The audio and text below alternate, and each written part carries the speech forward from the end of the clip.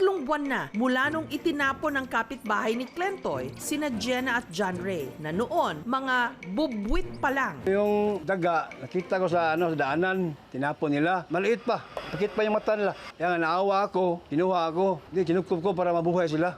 Ang 300 pesos na kita niya bilang dispatcher, araw-araw pinagkakasya niya sa pangangailangan ng 4 niyang mga anak at 2 niyang alagang daga. Sa pakiramdam ko, minsan mahirap ako sa daga. Kahit konti ang sweldo, budget ko lang. Sa gatas, mga 12 pesos. Paabot ng 3 araw. Sang shampoo, 8 pesos. Yung conditioner, 7 pesos. Paabot ng 5 araw. Uy, asam ta.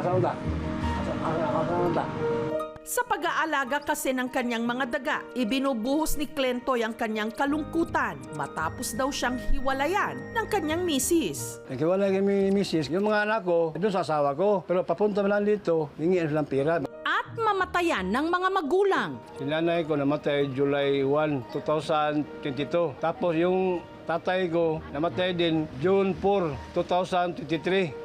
Kinakausap yung alaga, paminsan-minsan lang para mawala yung mga problema ko. Yung namatay yung nanay ko, yung asawa ko, nawala kami. Kapag magkwento ako, iyak ako. Maisip ko yung papa ko. Ano yung kinukwento nyo sa kanila, sir, sa mga daga? Mabuhay silang maayos. Yun lang ang gusto ko. Hindi ko gusto lang mamatay sila.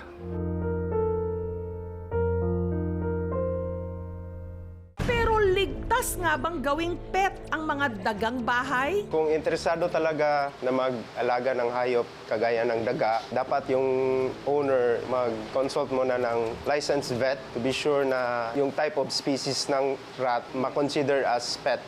Nitong Miyerkules, si Clentoy sinamahan ng aming team sa veterinarian para ipatingin ang kanyang mga anak-anakan. Yung pagdo-domesticate ng black rat, hindi naman masama yun. Pero they're animals, nangangagat yan sila eh. Ang advice ko sa kanila is they need to have the pre-exposure vaccine ng rabies. Kasi hindi naman natin alam kung kailan mangangagat yung daga. May mga sakit kasi na nahahawa yung tao sa dinadala ng black rat. Yun yung tinatawag na zoonotic disease. Like for example, the leptospirosis. Ito lang, bibigyan mo na ng konti. Ang mga daga, binigyan ng gamot at multivitamins. Niregaluhan na rin sila ng bago at tig-isang kulungan. Saya ako. Kaya yung case ko yung una, luma ko yun. Takip lang yung trick pa yun. Kaya ngayon, ito na. Concentrate lang ko sa daga ko para mawala yung mga problema ko.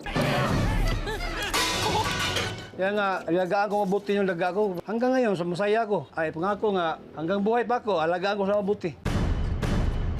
Peste kung ituring sila ng marami, pinandidirihan, kinatatakutan. Pero para kay Clentoy, kailanman hindi raw dadagain ang kanyang dibdib. Dahil alam niyang sa kanyang mga alaga, he always has a shoulder to cry on. Ow!